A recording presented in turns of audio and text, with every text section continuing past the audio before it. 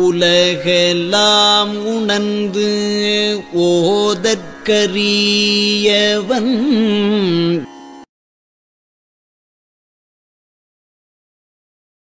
நய உரைகள் தேடிக் குளிக்கும் கவிவாணர் நாவும் செழுங்கருணை ஓடிப் பெருகும் அறிவாளர் நெஞ்சும் உவந்து நடம் ஆடிக் கழிக்கும் மயிலே உன் பாதம் அடைக்கலமே. புளியர்கோன் வெப்பொழித்த புகலியர்கோன் கடல் போற்றி ஆளிமிசை கண்மிதப்பின் அணைந்த பிரானடி போற்றி வாளி திருநாவலூர் வந்தொண்டர் பதம் போற்றி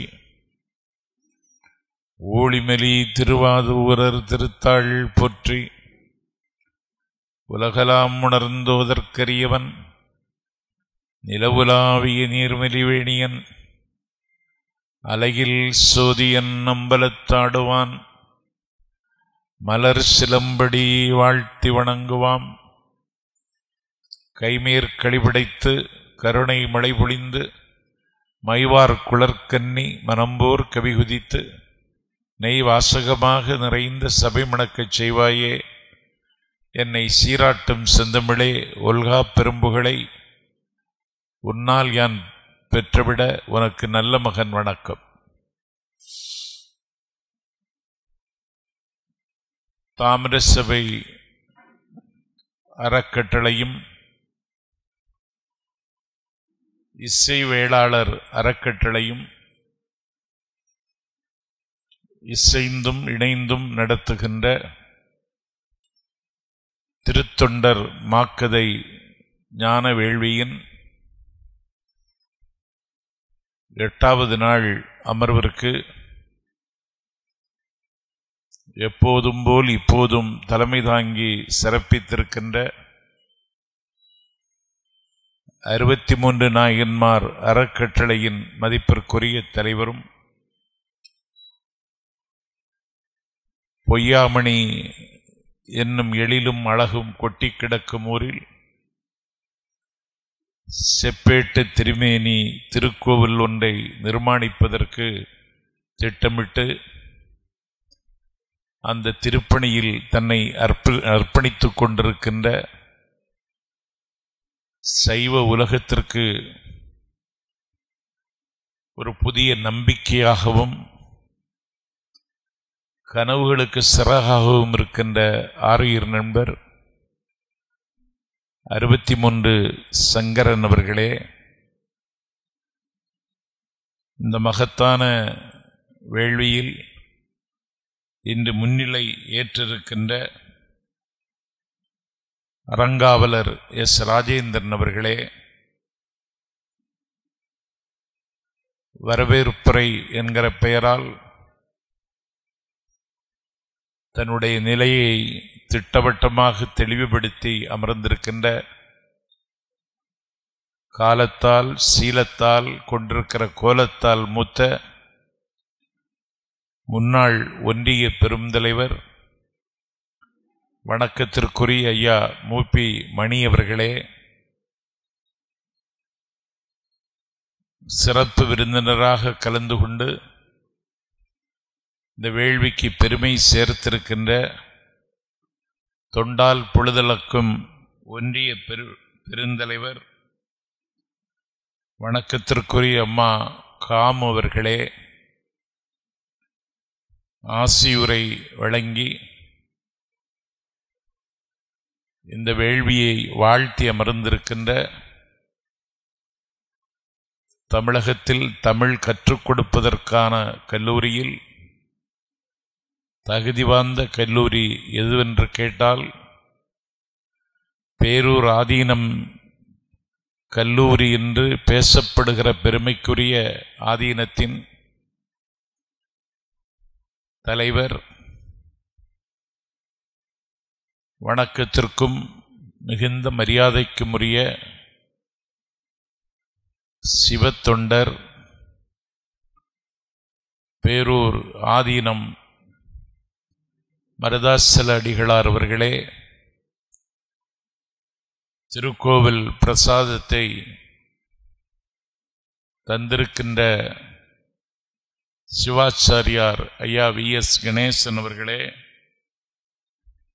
நன்றி உரை ஆற்ற காத்திருக்கின்ற பெற்றோராசிரியர் கழகத்தின் தலைவர் செந்தில்நாதன் அவர்களே, முத்து தமிழில் திருமறை கற்றவன் என்ற தகுதியோடு இந்த நிகழ்ச்சியை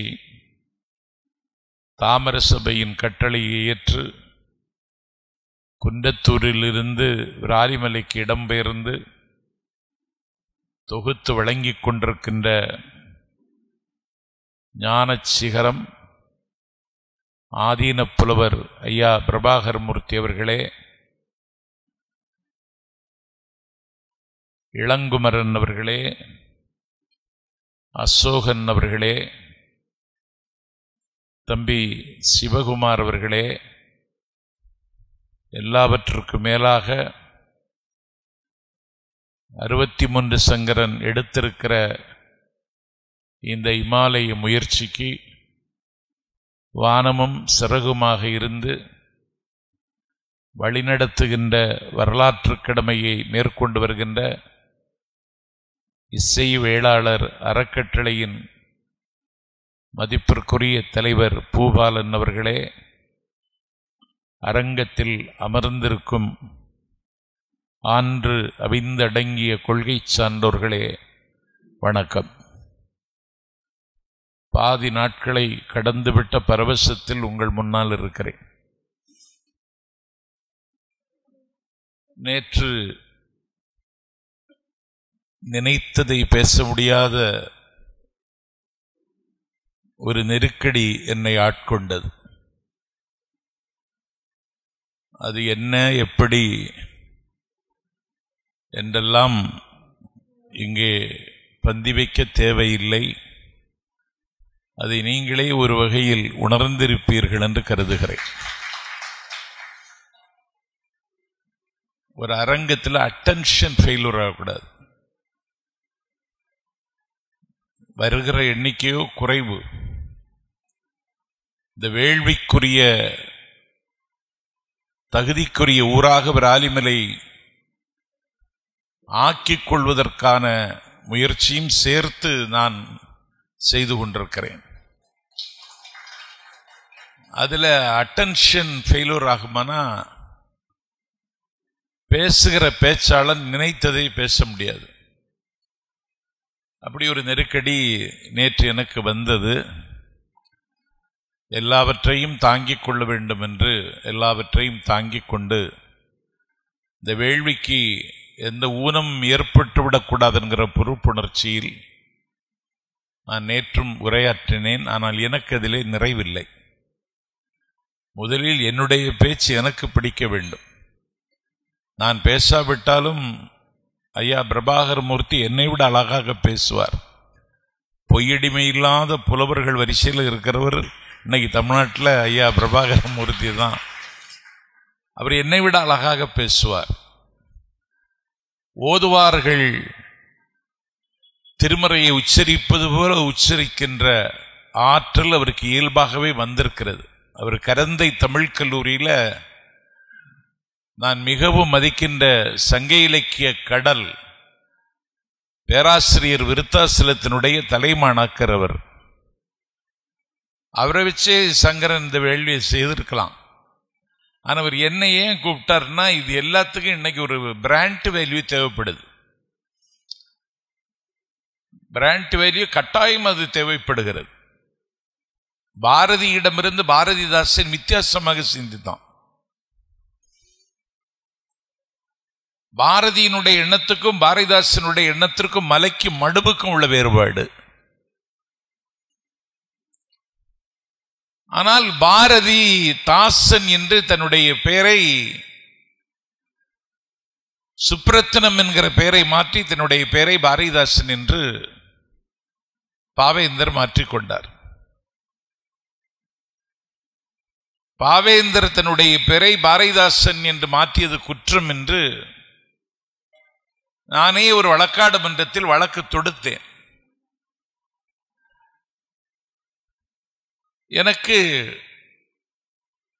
ஒரு நாள் விமானத்தில் கவியரங்கம் நடத்துவார். ஊமை கவிஞர் சுரதா கப்பலில் கவியரங்கம் நடத்துவார்.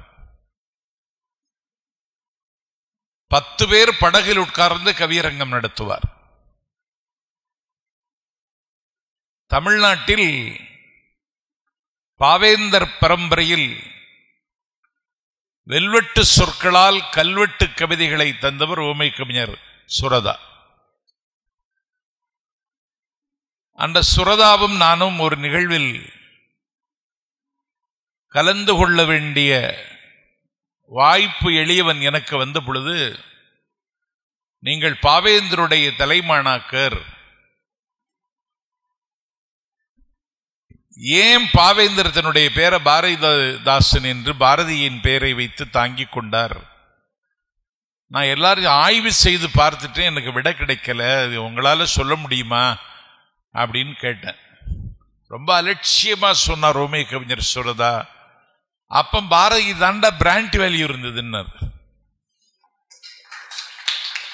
அது மாதிரி பிராண்ட் வேல்யூன்னு ஒண்ணு இருந்தா அதை பயன்படுத்திக் கொள்வது ஒரு ராஜதந்திரம். அந்த ராஜதந்திரத்தில் சங்கரன் வெற்றி பெற்று நான் இன்னைக்கு உங்க முன்னாடி உட்கார்ந்திருக்கேன். பேரூர் ஆதீனம் கொஞ்ச நேரம் தான் பேசினாங்க. இங்கிலீஷ்ல சொல்லுவாங்க புட்டிங் செஞ்சுரிஸ் இந்தியா கேப்சூல்ஸ். திருத்தொண்டர் மாக்கதையினுடைய சாரத்தையே அவர் சொல்லிட்டாருங்க. ஐயா பிரபாகரமூர்த்தி கேட்டார், என்ன பெண்களெல்லாம் வரணும்னா நீங்க கொஞ்சம் பெண்களை பற்றி பேசணும் அப்படின்னார். இப்போது வந்திருக்கிற பெண்களே போதுமானது, இவர்களும் இனியும் வந்தால் அது சால சிறப்புடையது. இருக்கிறவர்கள் இன்றைக்கு இருக்கிறவர்கள் நாளைக்கும் இருக்க வேண்டும் என்பதுதான் என்னுடைய பிரார்த்தனை. இன்னைக்கு அடியார்கள், பெண்ணடியார்கள் என்று பார்த்தா எண்ணிக்கை 3 தான். 63 நாயன்மார்களில் 3 பேர் பெண்கள். ஒன்று காரைக்கால் அம்மையார், 2 இசை ஞானியார், 3 மங்கையர்க்கரசி. இந்த அடியார் என்கிற பெருமையை தாங்காமல் இனி ஒரு அம்மையார் இருக்கிறார், அப்பர் பெருமானுடைய தமக்கை திலகவதியார். அவரையும் அந்த வரிசையில் சேர்த்திருக்கலான்னு நான் நினைப்பேன் படிச்சா. அது போக கோச்சச்சோழனை ஈன்று புறம் தந்த கமலவதி அம்மா, அவங்கள கூட அடியார் வரிசையில் சேர்த்திருக்கலாமே அப்படின்னு நான் நினைப்பேன். ஆனா சேக்கிழார் இந்த 3 பேரை பற்றியும் தான் அடியார் வரிசையில் சேர்த்திருக்கிறார். தம்பிரான் தோழர் திருத்தொண்ட தொகையில் இவர்கள் 3 பேரையும் தான் பதிவு செய்கிறார். இதுல காரைக்கால் அம்மையார், காரைக்கால் அதுவும் சோழவள நாடு தான். தமிழர்களினுடைய வரலாற்று சிறப்பு மிகுந்த துறைமுகங்களில் காரைக்காலும் ஒன்று. விடுதலை போராட்ட காலத்தில் அது பிரெஞ்சு ஆதிக்கத்தின் கீழ் இருந்தாலும் காரைக்கால் சோழவள நாட்டுக்கு உரிமை உடையதுதான். அந்த சோழவள நாட்டில் காரைக்காலில் அன்றைக்கு நாவாய்கள் 4 திசையில் இருந்து புறப்பட்டு காரைக்காலில் வந்து நிற்கும். சங்கக்கவிஞன் ஒருவன் சொன்னதைப் போல 4 திசைகளில் இருந்து வருகிற நாவாயில் இருந்து விதவிதமான பொருட்கள் அங்கே இறக்கப்படும். வடமலை பிறந்த மணியும் பொன்னும், குடமலை பிறந்த ஆரமும் துயிலும், ஈழத்து உணவும் காளகத்து ஆக்கமும் அகிலும் தேக்கும் அழியாத பட்டும் முத்தும் மித்தும் மொத்தமாக கொண்டு வந்து காவிரிப்பூம்பட்டினம் மட்டுமல்ல காரைக்கால் பட்டினத்திலும் இறக்குவார்கள். காரைக்கால் அந்த வரலாற்று சிறப்பு மிகுந்த காரைக்காலில் கடல் அலைகள் ஆரவாரித்து வருகிற பொழுது ஆரவாரித்து எழும்புகின்ற கடல் அலைகளில் அதோடு சேர்ந்த சங்குகளும் காரைக்காலுக்குள்ளே வந்து சேரும். அப்படி காலத்தின் படிக்கட்டில் நிலைத்து நிற்கின்ற காரைக்காலில் தனதத்தர் என்று ஒரு பெரிய வணிகர் இருந்தார். அவருக்கு குழந்தை இல்லை என்ற ஏக்கம் இருந்தது. ஒரு சூரியோதயத்தில் அம்பலக்குத்தனின் அருளால் ஆடவல்லான் தயவால் அவருக்கு ஒரு மகள் பிறந்தாள். அவள் பெயர் புனிதவதி. அந்த புனிதவதி என்கிற மகள் பட்டெடுத்து தொட்டில் கட்டி பவனெடுத்து காது குத்திய பரம்பரை பணக்காரர் தனதத்தர். புனிதவதிக்கு எந்த குறைவும் இல்லை. கலைகள் கல்விகள் எல்லாவற்றையும் முறையாக கற்றுக் கொடுத்து புனிதவதி வளருகிற ஒவ்வொரு நாளும் அவளை பார்த்து பார்த்து கண்களால் அளந்து அளவற்ற அன்பை அள்ளி கொட்டி புனிதவதியை வளர்த்தார். புனிதவதி மங்கை பருவம் எய்தினார். அந்த நாளில் மிக குறைந்த வயதில் மனம் செய்து கொடுக்கிற வழக்கம் இருந்த நிலையில் கடல் சூழ் நாகை காரோணத்தில் இருந்து அறிஞர்கள் வந்தார்கள். தரகர்கள் வரல. இப்ப தரகர்கள் வர்றான். ஒரு நாள் ஒரு வீட்டில் ஒரு பொண்ணு இருந்ததுன்னா 4 தரகம் வந்துடுவான். 4 பேரும் ஆளுக்கு 500 ரூபா வாங்கிட்டு போயிடுவான். எந்த தகவலும் நமக்கு தரமாட்டான். ஆனா அறிஞர்கள் தனதத்தத்தினிடத்துல நாகப்பட்டினத்துல ஒரு பையன் இருக்கான், பேரு பரமதத்தன், பெரிய வணிக குடும்பத்து பிள்ளை, நிறைய சம்பாதிக்கிறான், அவனுக்கு பேசலாமா உங்க மகளேன்னு கேட்டு ஏதோ ஒரு பொறுப்புள்ள குடும்பத்தினுடைய பையன் கையில புனிதவதியை ஒப்படைக்க வேண்டும் என்று கருதி இருந்த அவருடைய எண்ணம் ஈடேறக்கூடிய வகையில அந்த திருமணத்திற்கு இசைவு தெரிவித்தார். காரைக்காலில் திருமணம். சேக்கிழார் பெருமான் அந்த ஜோடி சரியில்லைங்கிறத களி மயிலை காளைக்கு கல்யாணம் செய்தார்கள். யாரு களி மயில்? காரைக்கால் அம்மை என்கிற புனிதவதி. காளை யாரு? பரமதத்தன். களி மயில்னா என்ன? மயில் இறகுகளை உதிர்ப்பது மாதிரி ஒரு நாள் எல்லாவற்றையும் உதிர்த்து விட்டார்கள். எலும்புருவாகவே காட்சி அளித்தார்கள். காளைன்னா என்ன? பச்சை புல் காணுகிற இடமெல்லாம் மேயும். அவன் தான் பரமதத்தன். களி மயிலை காளைக்கு கல்யாணம் செய்தார்கள் என்று அழகான ஒரு உவமையை சேக்கிழார் பயன்படுத்துகிறார். மணம் நடந்தது. எல்லோரும் வந்து வாழ்த்தினார்கள். இப்படி ஒரு விருந்து எங்கேயும் நடந்ததில்லை என்கிற அளவிற்கு விருந்து. விருந்தெல்லாம் முடிந்தது. ஒரே மகள், செல்லம் கொடுத்து வளர்த்த மகள், செல்வத்தட்டில் வளர்ந்த மகள். மணம் செய்து மணாளன் வீட்டுக்கு அவள் போவதில் அவர் மிகுந்த மனக்கவலை கிடந்து மணம் பேச வந்த அறிஞர்களிடத்திலேயே காரைக்காலிலேயே ஒரு கனக மாளிகை கட்டித் தருகிறேன், மகளை விட்டு பிரிய எனக்கு மனமில்லை, அந்த பரமதத்தனையும் இங்கேயே இருக்க சொல்லுங்கள், மகளும் என்னோடு இருக்கட்டும் என்று சொல்லி மாப்பிள்ளை வீட்டார் அதற்கு இசைவு தெரிவித்து பரமதத்தனும் புனிதவதியும் காரைக்காலிலேயே வாழ்க்கை நடத்தினார்கள்.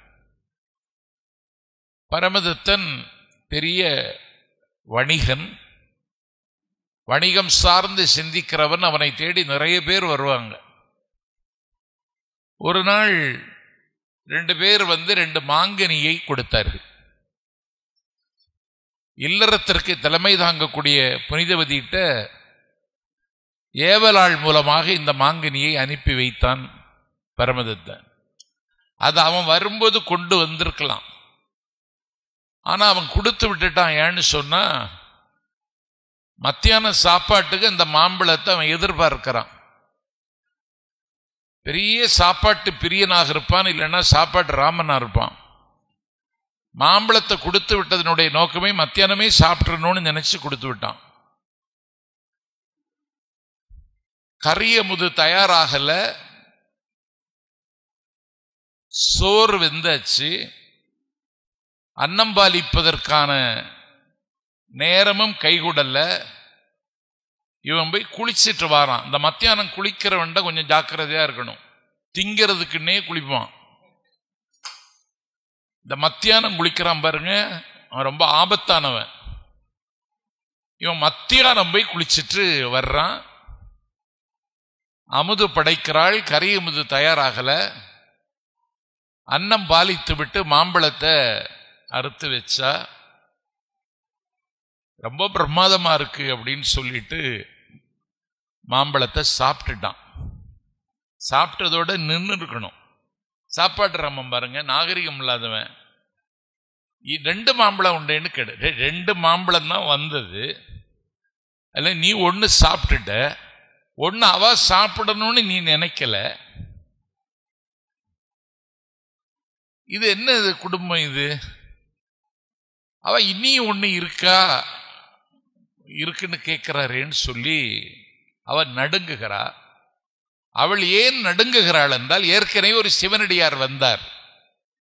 அந்த சிவனடியாருக்கு அன்னம் பாலிப்பதற்கு இந்த மாம்பழத்தை 1 எடுத்து அரிஞ்சு கொடுத்துட்டார். ஒரு மாம்பழத்தை எடுத்து சிவனடியாருக்கு கொடுத்துட்டார்னு சொன்னா கோபித்து விடுவானோ, இல்லறத்தில் ஒரு ஆய்வுகள் ஏற்பட்டு விடுமோ, சிக்கல் வந்துருமோ, சிரமம் வந்துருமோன்னு சொல்லி சிவனடியார்களுக்கு அமுது படுக்கும் பொழுது இந்த மாங்கனியும் கொடுத்துட்டேன்னு சொன்னா, அவன் விரும்பி சாப்பிடுகிற மாங்கனி இன்னொரு ஆளுக்கு எடுத்து கொடுத்துட்டேன்னு சொன்னா சண்டை வருமோ சமர் வருமோன்னு சொல்லிட்டு நடுங்குகிறாள். இன்னொரு மாங்கனியை கேட்டால அந்த அவள் அம்பலக்குத்தனை கைதொழுது வணங்கி கண்ணீர் மல்கி,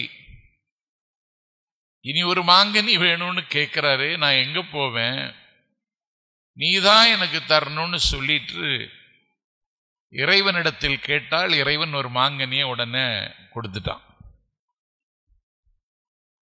அந்த மாங்கனியை அறிந்து கொண்டு போய் வச்சால இவன் கேட்கிறான், அந்த மாங்கனியை விட இந்த மாங்கனி ரொம்ப டேஸ்டா இருக்கே, ரொம்ப மதுரமாக, அது மதுரக்கனி, இது அதி மதுரக்கனி, அதை விட இது இனிப்பா இருக்கே, நல்லா இருக்கே அப்படின்னு சொன்னாலே இது ஏது அதுதானா அப்படின்னு எல்லாம் கேட்டான்.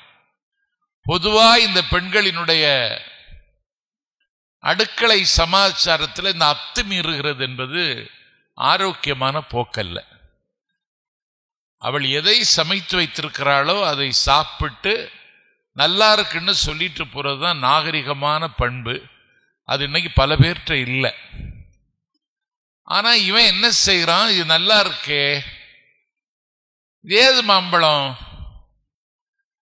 அப்படின்னு சொன்னால, நீங்க கேட்டதுனால நான் சின்னஞ்சிறிய வயதிலிருந்தே சிவனை சிந்தித்து வாழ்ந்து வருகிற வாழ்க்கை, சிவன்ட கேட்டேன், எனக்கு இப்படி ஒரு நிலைமை வந்துச்சுன்னு, அந்தால சிவன் தந்த கனின்னு சொல்லிட்டார். அப்ப இன்னி ஒண்ணு கேள அப்படிங்கிறான். எவ்வளவு ஆபத்தான பேர்வழியா இருப்பான்னு பாருங்க. அப்ப அவன் சோதிக்கிறான், சிவன் இவனுக்கு கொடுத்தாளா, கொடுத்தானா? இவ கேட்டு சிவன் கொடுக்கிற நிலைமையில தான் இருக்கானா, இல்ல இவளுக்கு இந்த தகுதி வந்துருச்சா, இன்னொரு கனி கேள தாராரா பாப்போன்னு சொல்லிட்டு இவன் சோதிக்கிறான். அவள் மீண்டும் கேட்டாள், சிவன் கொடுத்துட்டான். சிவன் கொடுத்த உடனே அதை கொண்டு போய் பரமதத்தன் கையில கொடுத்தா, அவன் கையில வாங்கின உடனே கனியை காணவில்லை. சிவனுடைய திருவிளையாடல் அரங்கேறி விட்டது. அதிர்ச்சி அடைஞ்சிட்டான். அதிர்ச்சின்னா பேரதிர்ச்சி. அப்ப இவளுக்கு ரொம்ப சக்தி இருக்கு, இவளுக்கு வல்லமை இருக்கு, இறைவனுடைய அருளாட்சி பரிபூரணமாக இவள்கிட்ட இருக்கு. இவள் பக்கத்தில் இருப்பதும் இவள் பக்கத்தில் படுத்திருப்பதும் இவளும் நானும் ஒரே வீட்டில் இருப்பதும் நல்லதில்லையே அப்படின்னு சொல்லிட்டு அவளுடைய இறை சக்தியை அங்கீகரித்து ஒப்புக்கொண்டு மனப்பூர்வமாக ஏற்று வீட்டில இருந்து வெளியேறிட்டான். நாகரிகமா வெளியேறிட்டான். கடல் கடந்தெல்லாம் போவான், நிறைய செல்வங்கள் தேடிட்டு வந்தான். இவ அதை பற்றி ஒன்றும் கவலைப்படலை. இவளுக்குதான் சிவனுடைய சிந்தையிலேயே இருப்பவள். ஆள் வரலைன்னு அவ ஒரு நாளும் தேடல, அவன் இருக்கிற தகவலும் சொல்லல. அந்த கல்யாணம் பேச வந்த அறிஞர்களும் ஒன்றும் தகவல் சொல்லல. ஒரு நாள் வந்துட்டான். வந்தவன் காரைக்கால் வராம சோழ நாட்டில் இன்னொரு பட்டணத்தில் போய் குடியேறிட்டான். அங்க ஒரு வீடு பார்த்து அங்க உட்கார்ந்து அங்கேயும் ஒரு கல்யாணம் பண்ணான். அது செய்தி இப்ப தமிழ்நாட்டில் இப்ப டெய்லி நடக்கின்ற கல்யாணங்கள். அங்கேயும் ஒரு கல்யாணம் பண்ணி அவளோடு கலவி செய்து அவளுக்கு கூட ஒரு குழந்தை பெற்று அதுக்கு புனிதவதின்னு பேர் சூட்டிட்டான். இவளுக்கு பேரை குழந்தைக்கு சூட்டிட்டான். இந்த தகவல் தெரிந்ததற்கு பிறகு அவர் கல்யாணம் பண்ணிட்டான், ஒரு குழந்தை பிறந்திருக்கு, வந்திருக்கான் எல்லாம் சொன்னதற்கு பிறகு ஒரு ஞான நிலையில் இருக்கக்கூடிய புனிதவதி அதை பற்றி கவலைப்படல. பரமதத்தனை அவள்கிட்ட அழைத்து கொண்டு வந்தார்கள்.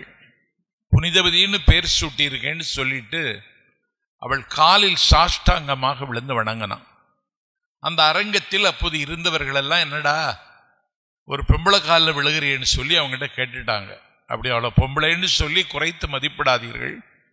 அவள் இறைவனுக்கு நெருக்கமானவள், அவள் நினைத்தது நடக்கும், அருள் நிறைந்தவள், தெய்வ சுரூபமாக இருக்கிறவள்.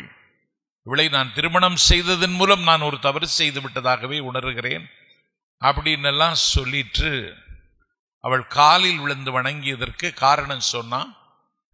அதற்கு பிறகு இனிமேல் இல்லறத்துக்கு சாத்தியமில்லை, இனிமேல் பரமதத்தனோடு வாழப்போவதில்லை என்று முடிவெடுத்ததற்கு பிறகு இந்த அழகு, இந்த ஆடம்பரம், இந்த வாழ்க்கை என்னோடு இருக்கிறவரை இந்த உலகியலில் என்னால் உனக்கு எதை செய்ய முடியாது, நீ என்னை ஒரு பேயாக்கி விடு என்று இறைவனிடத்தில் கேட்கிறார். இறைவன் என்ன செய்துட்டான்? காரைக்கால் அம்மையாரை பேயாக்கிட்டான்.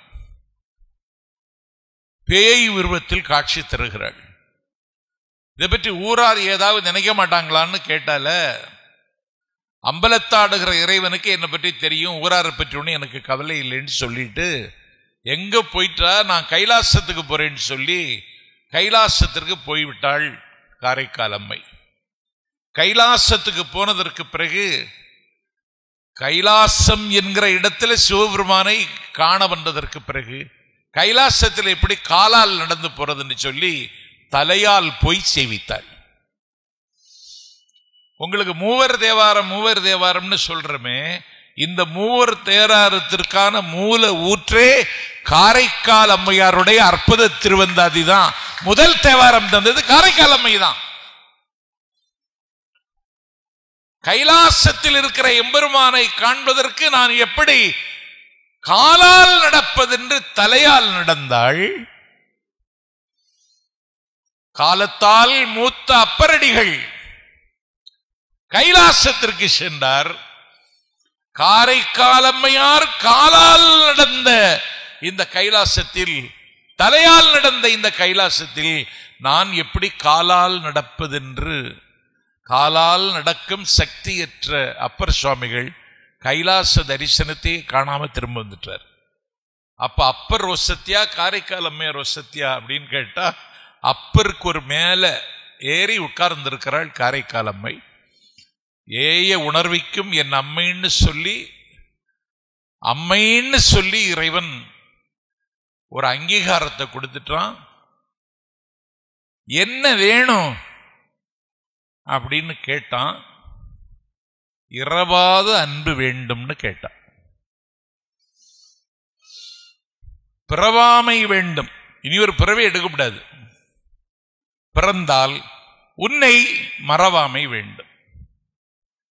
முதல்ல கேட்டது இரவாத அன்பு வேண்டும் அப்படின்னு தான் கேட்டா.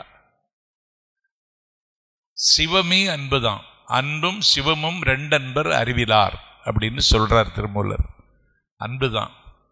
மாணிக்கவாசக பெருந்தகை குறும்பலா ஈசன் குடியிருக்கக்கூடிய குளிர் தூங்கும் குற்றாலத்துக்கு போகிறார். குறும்பலா ஈசனை கும்பிடுகிற நேரத்தில் குறும்பலா ஈசன் மாணிக்கவாச உனக்கு என்ன வேணும் அப்படின்னு கேட்கிறான். மாணிக்கவாசகர் என்ன வேணும் கேட்டால நெகட்டிவாகவே பதில் சொல்றார். அது வேண்டாம் இது வேண்டாம்னு சொல்றாரு. ஓதாமல் ஒரு நாளை இருக்க வேண்டாம்னு வகுப்பறையில கிளாஸ் எடுத்தாங்க.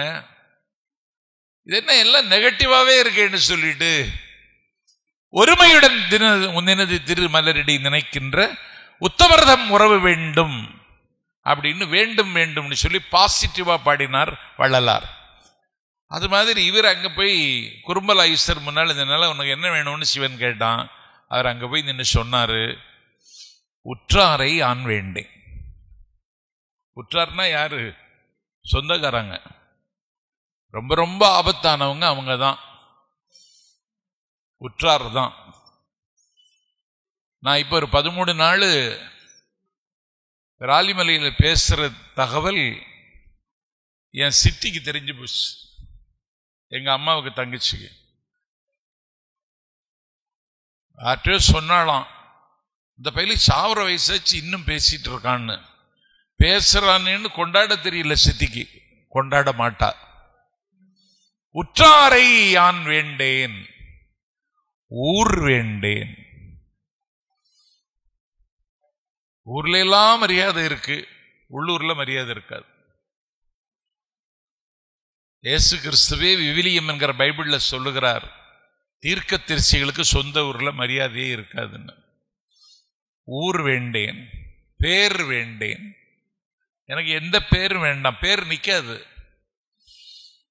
பேர் காணாம போயிடும், பேர் அடிபட்டு பஞ்சர் ஆயிடும். உற்றாரை யான் வேண்டேன், ஊர் வேண்டேன், பேர் வேண்டேன், கற்றாரை யான் வேண்டேன். தவறு செய்தவங்களை எல்லாம் பாருங்க, படிச்சவனாதான் இருப்பான். போண்டாமணின்னு ஒரு நடிகர் 2 சிறுநீரகம் இழந்து ஓமந்தூரார் மருத்துவமனையில் அனுமதிக்கப்பட்டிருக்கான். தமிழ்நாடு நல்வாழ்வுத்துறை அமைச்சர் மாசு போய் உங்கள் சிகிச்சைக்கான எல்லா ஏற்பாடுகளையும் அரசே செய்து தரும்னு சொல்றாங்க. ஒரு நடிகர், 2 நடிகர் போய் அவருக்கு உதவி, தனுஷ், தம்பி தனுஷ், விஜய் சேதுபதி போய் அவருக்கு எந்த வசதியும் இல்லாமல் இருக்கார் போண்டாமணி, உதவி பண்ணிட்டு வந்திருக்காங்க. ஒரு படித்த இளைஞன் போய் உங்களுக்கு ஏதாவது உதவணுமான்னு கேட்டால, எனக்கு ஒரு 1000 ரூபாய் எடுத்துத்தா அப்படின்னு சொல்லிட்டு ஏடிஎம் கார்டை கொடுத்துட்டான். ஏடிஎம் கார்டை எப்படி உபயோகிக்கணும்னு எனக்கே தெரியாது.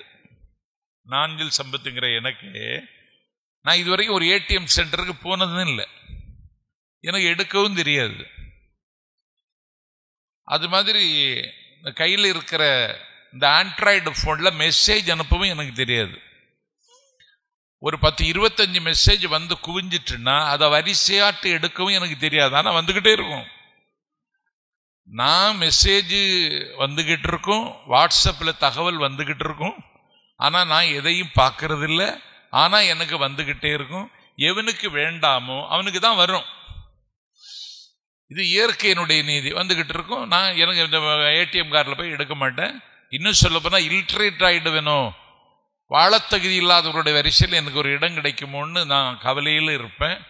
ஆனாலும் இந்த நாட்டில் என்னால் முடிஞ்சதை நான் பண்ணிட்டு இருக்கேன். என் மகன் சொல்லுவான், பெரிய ஆள் மாதிரி காமிக்கிறாரு, ஆனால் ஒன்றும் தெரியாது அப்படின்பா என் பையன். ஒரு இளவும் தெரியாதம்மா, எப்படிதான் இவர் சமாளிச்சு பாரிஸ் போயிட்டு வந்துட்டேங்கிறாரு, நியூயார்க்கு போயிட்டு வந்துட்டேங்கிறாரு, கனடா போயிட்டு வந்துட்டேங்கிறாரு, ஒரு இளவும் தெரியாது எப்படி போயிட்டு வந்துட்டாரு அப்படின்னு என் மகன் சொல்லுவான். நான் அதுக்கும் ஒன்றும் சொல்றதில்லை. 1000 ரூபாய் எடுத்து தான்னு பொண்டாமணி கேட்டான்னு ஏடிஎம் கார்டை எடுத்து கொடுத்து பின் நம்பர் என்னன்னு கேட்டான். இவர் பின் நம்பரை சொன்னாரு. 1,00,000 ரூபாய் எடுத்துட்டான். 1,00,000 எடுத்துட்டான். என்ன முடிச்சிருக்கான்? ME computer science. என்ன சொன்னார் மாணிக்கவாசகர்? கற்றாரை யார் வேண்டேன். இந்த நாட்டு ரகசியத்தை இன்னொரு நாட்டுக்கு காட்டி கொடுத்தவன் யார்? கற்றவன். இதேந்திர தேசாய்னு ஒரு அதிகாரி, அவன் வீட்டில் ரெய்டுக்கு போனா இந்தியா முழுவதும் இருக்கக்கூடிய மருத்துவக் கல்லூரிகளுக்கு அங்கீகாரம் வழங்குகிற அந்த பொறுப்பில் இருந்த அதிகாரிக்கு வீட்டில் ரெய்டுக்கு போனா, என் பெருமைக்குரிய தாய்மார்களே, அவன் வீட்டில் இருந்தது 1800 கிலோ தங்கம். 1500 கோடி. 1000 ரூபாய் கொடுத்து ஒரு வெள்ளி மூக்குத்தி வாங்க வழியில்லாமல் விழிவதுங்கி நிற்கின்ற கோடிக்கணக்கான ஏழை தாய்மார்கள் வாழுகிற என் திருநாட்டில் ஒரு மருத்துவக் கல்லூரி அலுவலர்கள் வீட்டில் இவ்வளவு தொகை இருந்துச்சு. படிச்சவன் தானே நீ? கற்றாரை யான் வேண்டேன், உற்றாரை யான் வேண்டேன், ஊர் வேண்டேன், பேர் வேண்டேன், கற்றாரை யான் வேண்டேன். மாணிக்கவாசகன் இப்படி சொன்னால இறைவன் கேட்ட அவனுக்கு என்னடா வேணும்? கற்பனவும் இனி அமையும் குற்றாலத்து அமர்ந்துரையும் கூத்தா உன் குறைகளற்கே கற்றாவின் மனம் போல கனிந்துருக வேண்டுவனேன்னா. ஷாக் ஆயிட்டான் இறைவன். கற்றாவின் மனம் போலையா? இது யாருக்கு தெரியும்? எனக்கு ரொம்ப மகிழ்ச்சி விராலிமலையில வந்ததில்லை. காலையில நடைபயிற்சிக்கு போகும்போ, நடைபயிற்சிக்கு போகிற இடத்துல எல்லாம் பசு நிக்குது, பால் கறக்கிறாங்க. ஒரு வேளாண்மை சார்ந்த ஒரு நாகரிகம் இந்த ஊர்ல மிஞ்சி இருக்கிறதை கண்ட பிறகு எனக்கு ரொம்ப மகிழ்ச்சி. பரவாயில்லையே.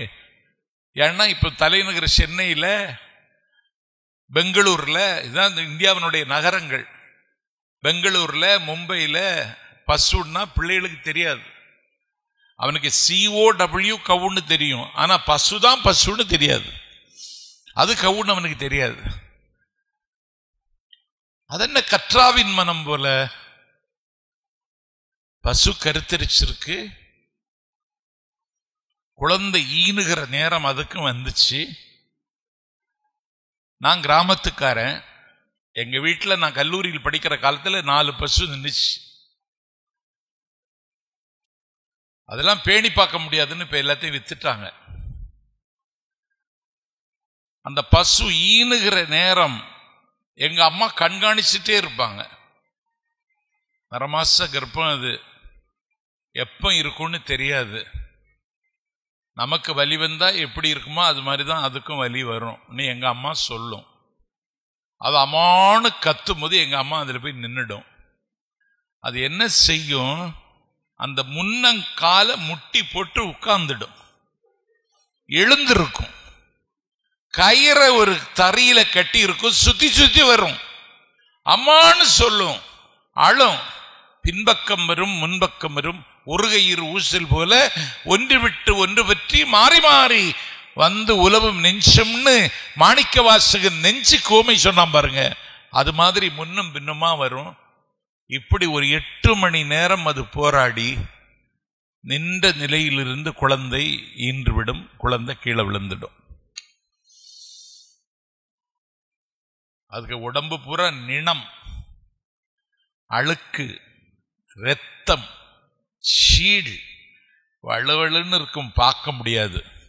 ஆனால் அது ஈன்று கீழே விழுந்தவுடனே அப்படி தலை சாய்த்து அந்த பசு அந்த குழந்தையை பார்க்கும். பார்த்துவிட்டு உச்சியிலிருந்து உள்ளங்கால் வரைக்கும் தன்னுடைய நாவாலேயே நக்கி துடைக்கும். 8 மணி நேரம் அது பிரசவத்திற்கு போராடியதென்றால் அதை நக்கி துடைத்து பூத்து வருகிற புதுமலர் போல் ஆக்குவதற்கு 8 மணி நேரம் எடுத்துக்கொள்ளும். அதற்கு பிறகுதான் மடிக்காம்பில் இது தன்னுடைய வாயை வைப்பதற்கான அடுத்த கட்ட நடவடிக்கையை தொடங்கும். உடம்புல நிணம் இருக்கே, அழுக்கு இருக்கே, ரத்தம் இருக்கே, சீழ் இருக்கே, மாசு இருக்கேன்னு பசு பார்க்காது. தான் பெற்ற பிள்ளையின் மீது இருக்கக்கூடிய அழுக்கை அதுவே வாரி தின்று நக்கி துடைத்து சுத்தமாக்கிவிடும். இது யாருடைய கேமராவுக்கும் சிக்கல, மாணிக்க வாசகருடைய கேமராவில் அது சிக்கிவிட்டது. மாணிக்க வாசகன் சொன்னான், இந்த பசு இந்த கன்றின் மீது காட்டுகின்ற அன்பை போல எனக்கு அன்பு வேண்டும், கற்றாவின் மனம் போல கசிந்துருக வேண்டுவனே அப்படின்னு கேட்டான். என்ன வேணும்? பிறவாமை வேண்டும், மறவாமை வேண்டும், இரவாத அன்பு வேண்டும் என்ற காரைக்கால் அம்மையார் அடுத்து கேட்டா, நீ ஆடுவியே, நீ ஆடுகிற பொழுது உன்னுடைய திருவடி கீழ் நான் இருக்கணும். அப்படின்னா பழையனூர் தாண்டி தொண்டை நாட்டு திருத்தலம் திருவாலங்காடுல நான் ஆடுறேன் வா அப்படின்னு சொல்லி இந்த அங்கீகாரம் ஆண் அடியார்கள் யாருக்கும் கிடைக்கல. அம்மைன்னு சொல்லி ஒரு அங்கீகாரம், எப்பொழுதும் தன்னுடைய காலடியில் அவர் ஆடுகிற பொழுது அவங்க கீழே இருக்கிற அங்கீகாரத்தையும் காரைக்கால் அம்மைக்கு ஆடவல்லான் அருளி செய்தான். தேவார முதலிகளுக்கு ஊற்றுக்கண்ணாக இருந்தார். இரட்டை மணி மாலை தந்தார், மூத்த திருப்பதிகம் தந்தார். இந்த தமிழ் அவருக்கு எப்படி வந்ததுன்னே தெரியல. பேய் வடிவத்தில் காட்சி தந்து இந்த நாட்டில் 63 அடியார்கள் இன்றைக்கு எல்லா சிவன் கோவில்களிலும் இருக்கிறார்கள் என்றால் எல்லா அடியார்களும் நின்று கொண்டிருப்பார்கள். உட்கார்ந்திருப்பது காரைக்கால் அம்மையார் மட்டும்தான் அந்த வரிசையில உட்கார்ந்திருப்பாங்க. ஆகவே தலைமை தாங்கக்கூடிய தகுதி பெண்களுக்குத்தான் இருக்கிறது என்பதை தரடியில பறைசாற்றிய முதல் அம்மா காரைக்கால் அம்மா தான். அவங்க எம்பெருமானுடைய திருவடிக்கு கீழேயே இருக்கிற பேரு எப்போதும் கிடைச்சிட்டு, ஒரு என்ன இடர் வந்தாலும் என்னதான் இன்னல் வந்தாலும் காரைக்கால் அம்மையாருடைய பதிகத்தை உள்ள முருக பாடிட்டோம்னா இருக்கிற வலியும் வேதனையும் எப்படி இடம்பெயர்ந்து போனதுன்னு தெரியாது. அப்படி ஒரு அருள் பெற்றவர் காரைக்கால் அம்மை. ஒரு பெண்ணடியார் வரிவளையார் மாணிக்கும் அடியேன் மங்கையர்க்கரசி. பெண் குழந்தை பிறந்தால் மங்கையர்க்கரசின்னு பேர் வைங்க,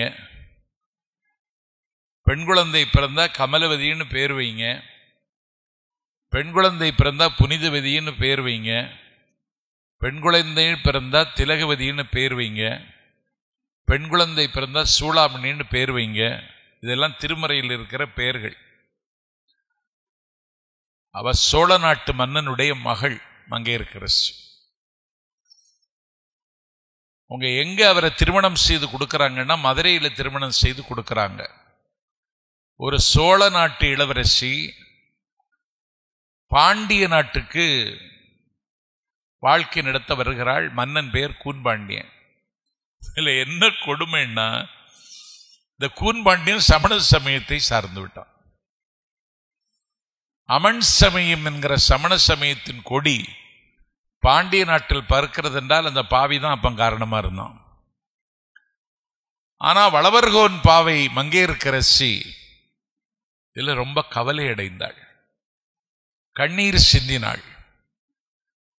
மாலை சூட்டிய மணாளன் இன்னொரு சமயத்தில் இருக்க, நான் திருநீற்று மகிமை நிலவ வேண்டும் என்று நான் நினைக்க, எனக்கு இப்படி ஒரு வாழ்க்கையா அப்படின்னு சொல்லி ரொம்ப மனசு உடைஞ்சிட்டாங்க வளவர்கோன் பாவை. கணவன் எதை எண்ணுகிறானோ மனைவி அதை எண்ணிவிட்டால் அந்த குடும்பத்தில் குதூகலம் கொடிகட்டி பறக்கும். மனைவி ஒன்று நினைக்க, கணவன் ஒன்று நினைத்தால் அந்த வீட்டில் நிம்மதி குடியிருக்காது. ஒரு பெரிய மகான் கபீர், அவர் இப்படி வந்து உட்கார்ந்து இருப்பாரு. அவரை தேடி அலையலையாய் அணி அணியாய் வருவார்கள். எல்லாருக்கும் தலையிலையும் கை வச்சிடுவார்.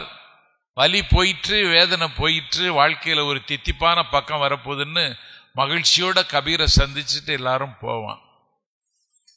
கணவனும் மனைவியும் ஒரே எண்ணத்தோட தான் இருக்கணும். அந்த எண்ணம் எப்பொழுது மாறுபடுகிறதோ, மனைவி கணவனிடத்தில் தோற்க வேண்டும், கணவன் மனைவி இடத்துல தோற்கணும். கணவன் மனைவி இடத்தில் எந்த வீட்டில் தோற்கிறானோ, எந்த வீட்டில் மனைவி கணவனிடத்தில் தோற்கிறாளோ அந்த வீட்டில தான் வாழ்க்கை வெற்றி பெறும் என்பதுதான் இதுவரைக்கும் வாழ்க்கைக்கு இருக்கிற அர்த்தம். கபீர் எல்லாருக்கும் இப்படி வச்சுட்டே இருந்தார். ஒருதம் மட்டும் கடைசியில உட்கார்ந்துருந்தான், முன்னிருச்சையில அர்த்தத்தில் உட்கார்ந்துருந்தான். என்ன உனக்கு வீட்டில் பிரச்சனையான்னு கேட்டார் கபீர். ஆமான்னா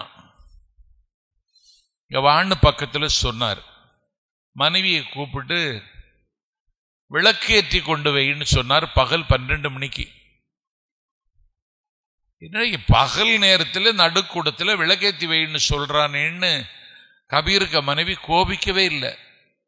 இன்னைக்கு சொன்னா ஒரு மனைவி கேட்பாளா? லூசு கீஸ் பிடிச்சு போச்சா? என்ன கீழ்பாக்கத்தில் அட்மிஷன் கிடைக்கலையா? இந்த சனியனை நான் கெட்டி எழுதம் பாரு, என்னை கெட்டி வச்சோம் பாருன்னு எவ்வளவு வசம் வந்து விழுந்திருக்கும். கபீருக்க மனைவி விளக்க துலக்கி துடைத்து எண்ணெய் வார்த்து திரி போட்டு பதிபக்தியோட பயபக்தியோட கொண்டு வந்து நடுக்கூடத்தில் வைக்கிறார். வந்தவன் பார்த்துட்டே இருக்கான், இது என்னடா இது, இந்த அம்மா பகல்ல விளக்கத்தை சொல்ற, அந்த அம்மா கொண்டு வைக்குதுன்னு. கம்பராமாயணத்துல அசோகவனத்துல சீத்தை இருப்பாள். கம்பன் சொல்லுவான், வெயிலிடை ஏற்றி வைத்த விளக்கன ஒளியிலாமையாள். அவள் ஒளி, ஆனா எப்படி இருக்கா? வெயிலிடை ஏற்றி வைத்த விளக்குக்கு ஏது ஒளி? அசோகவனத்தில் இருக்கிறவளுக்கு ஏது ஒளி? விளக்கிடை வெயிலிடை ஏற்றி வைத்த விளக்கன ஒளியிலாமையாள் அப்படின்னு கம்பன் பாடுவான். பட்டப்பகல்ல எது விளக்கு பாவி பைத்தியமா பிடிச்சிருக்கு அப்படின்னு கேட்காம விளக்க தொடச்சி தொலைக்கி நீ எண்ணெய் போட்டு திரி போட்டு கொண்டு அப்படியே கொண்டு வச்சோன்னு அவன் பார்த்துட்டே நின்னான். சரி, எங்க 2 பேருக்கும் பால் கொண்டு வான்னு சொன்னான். இப்ப அவசர அவசரமா சமையல் கட்டில் போய் 2 டம்ளர் எடுத்து பால் விட்டு, சர்க்கரை ஏது உப்புன்னு தெரியல, உப்பு 2லையும் போட்டு பாலை கொண்டு வச்சுட்டா. அந்தால அவன் எடுத்து வாயில இப்படி வச்சான், உப்பு கரிச்சிட்டு. அந்தால பாலை அப்படியே வச்சுட்டான். கபீர் எடுத்தார், அவரும் வாயில வச்சார், உப்பு கரிச்சுது. அவர் ஒன்னும் சொல்லல, அப்படியே குடிச்சிட்டார். கடன்னு அவர் குடிச்சிட்டார்.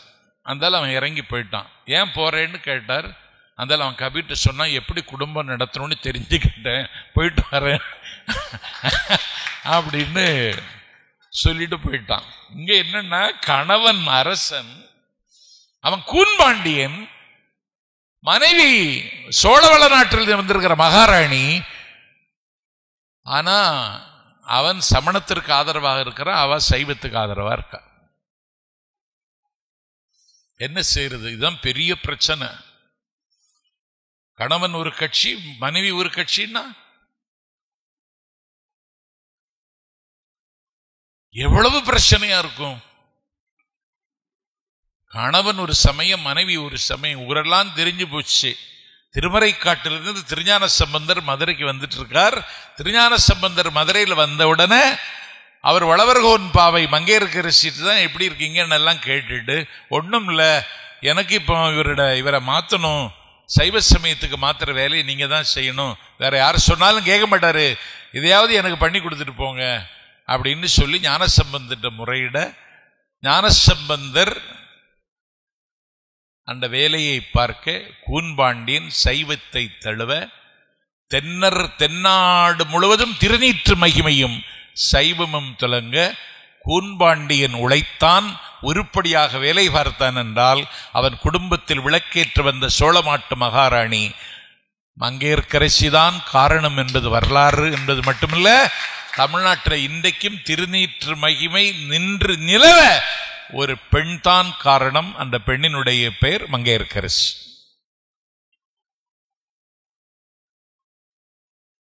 அந்த அம்மா சொல்றாங்க,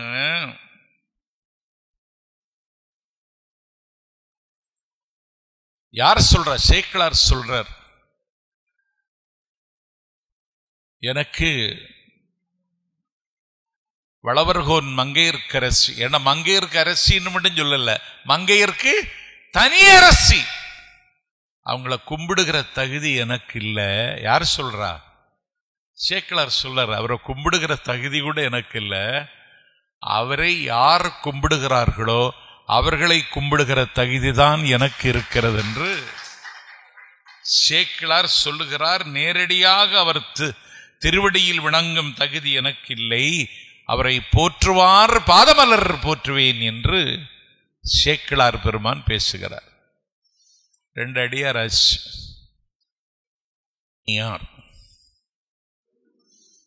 இசை ஞானியார் யாரு? சில பேரு இன்னார்க்க மனைவின்னு சொல்லுவாங்க.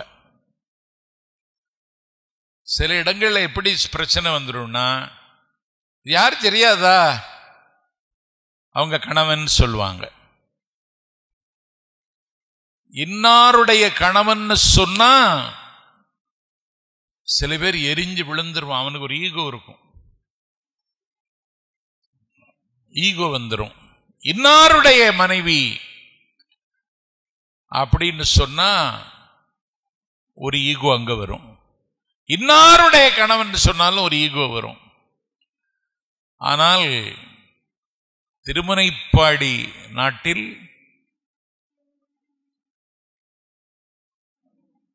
ஒரு ஆதிசைவர் குடும்பத்தில்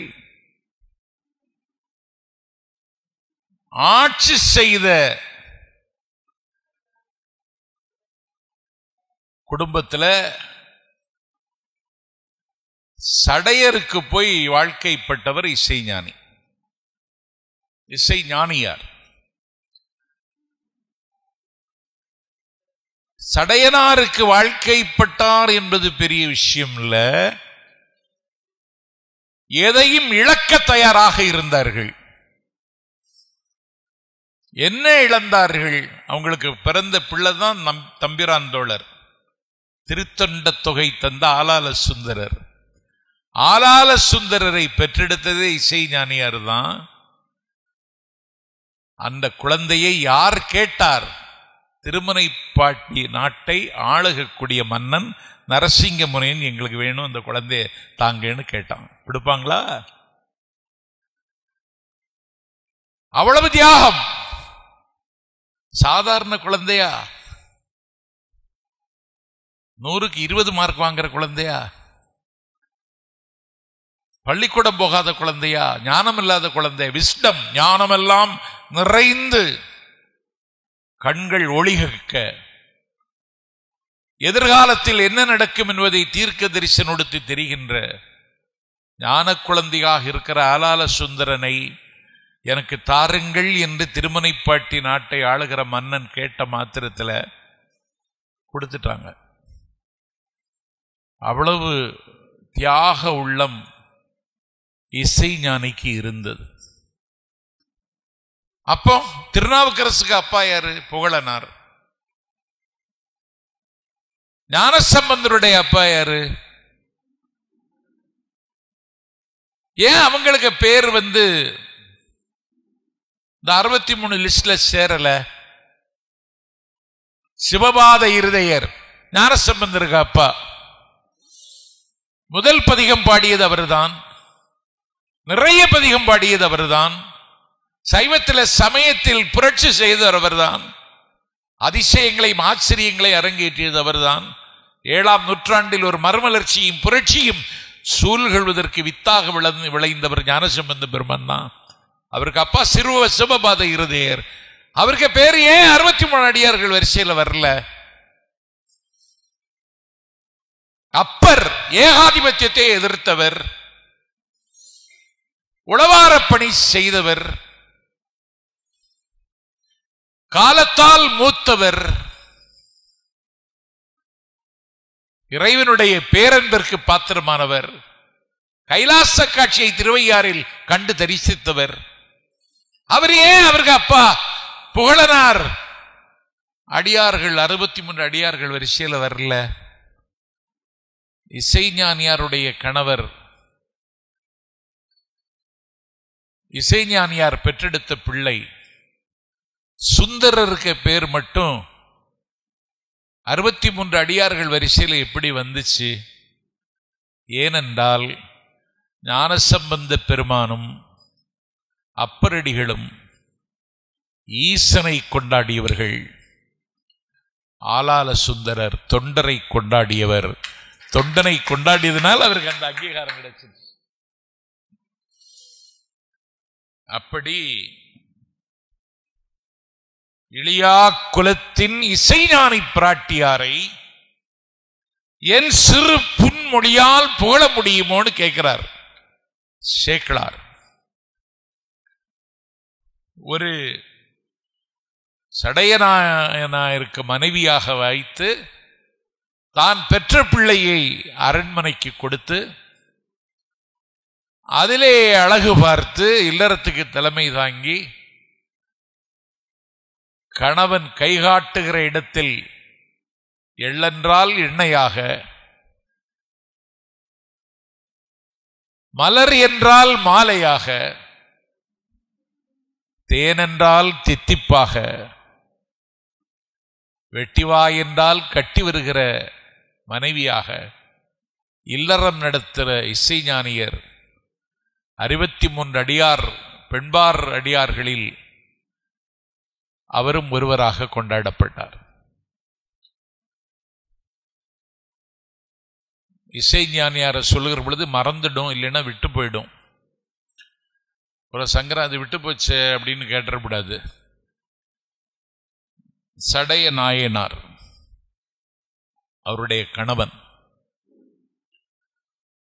பெரிய ஆதிசைவர் குடும்பத்தில் பிறந்தவர். திருநாவலூர் கோன் என்று கொண்டாடப்பட்டவர். நாவலூர் அவங்க ஊரு. 63 அடியார்கள் வரிசையில் ஆலால சுந்தரரை பெற்றெடுத்த சடையனாருக்கும் 63 அடியார்கள் வரிசையில் ஒரு இடம் கிடைத்தது. எப்பொழுதும் இறை சிந்தனையோடு இருந்து ஆலால சுந்தரரை பெற்றார் என்ற தகுதியினால் அவருக்கு ஒரு பெருமை மிகுந்த இடத்தை சிவன் கொடுத்தான். இப்போது 4 அடியார்களை பார்த்துட்டோம். இன்னைக்கு சொல்லிடணும். அவர் கோச்சங்கட் சோழன் 73 திருக்கோவில்களை கட்டியவர். அதுல 3 வைணவ கோவில், திருமால் கோவில், 70 கோவில் சிவன் கோவில். சைவத்திற்கும் வைணவத்திற்கும் சண்டை இருக்கிறது, இன்னைக்கும் இருக்கு. இல்லைன்னு யாரும் சொன்னா நம்பாதீங்க, இன்னைக்கும் இருக்கு. ஆனா 3 பெருமாள் கோவிலையும் கட்டி 70 சிவாலயங்களையும் கட்டி திருப்பணி செய்து 12 ஆழ்வார்களில் ஒருவராக இருக்கக்கூடிய திருமங்கை ஆழ்வாரால் ஒரு சிவனடியார் பாராட்டப்பட்டார் என்றால் கோச்சங்கச்சோழன் என்கிற மன்னனுக்கு மட்டும்தான் அந்த தகுதி உண்டு. கைலாசத்துல நிறைய சிவ கணங்கள் இருக்கும். அதுல ஒருவன் மாலியவான், இனி ஒருவன் புட்பதத்தன். இந்த மாலியவானுக்கும் புட்பதத்தனுக்கும் எப்பொழுதும் கருத்து வேறுபாடு. இறைவனுக்கு நெருக்கமானவர்கள் நீயா நானா என்கிற போட்டி. இவர் அவர்கிட்ட சண்டைக்கு போவார், அவர் இவர்கிட்ட சண்டைக்கு போவார். இந்த மாலியவான் புட்பதந்தனை என்ன சொன்னா,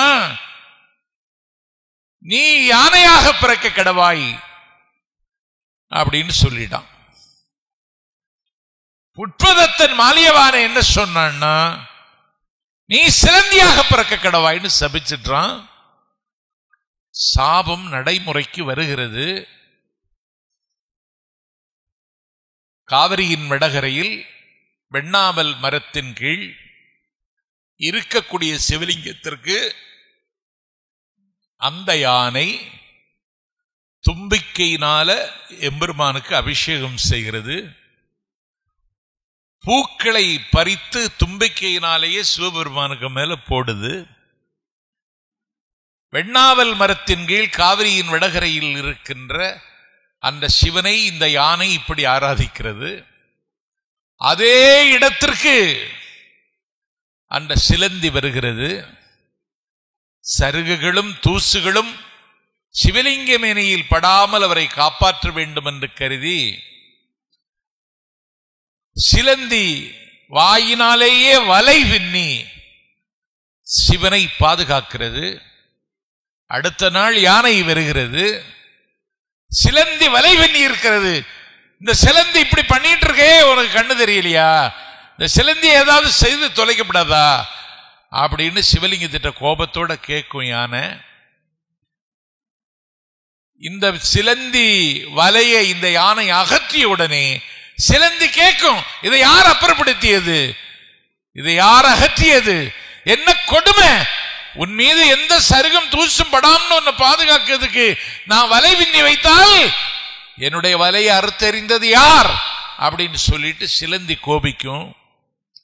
நீ மாறி மாறி கோபிச்சு புண்ணியம் இல்லை, இந்த யானை தீர்த்து கட்டிட வேண்டியதான்னு சிலந்தி முடிவு பண்ணிடுச்சு. சிலந்தி எப்படி யானை முடிவு கட்டும். சிட்டுக்குருவிகள் வல்லூர்களை வெல்லும், வெட்டுக்கிளிகள் யானைகளை வீழ்த்தும். சிலந்தி யானைக்கு தும்பிக்கைக்கு உள்ள ஏறிடுச்சு. உள்ள ஏறி கடிச்சிருச்சு. யானைக்கு வலி தாங்க முடியல. தாங்க முடியாத வலியில் அவதியில் அங்கும் இங்கும் அலைந்து தும்பிக்கையால முட்டி முட்டி கீழே சாய்ந்தது. தும்பிக்கைக்குள்ள இருந்த சிலந்தி இந்த யானை முட்டல்ல, உடைந்து போன தும்பிக்கைக்கு உள்ளே இருந்த சிலந்தியும் இறந்தது. சிலந்தியும் செத்து போச்சு, யானையும் செத்து போச்சு.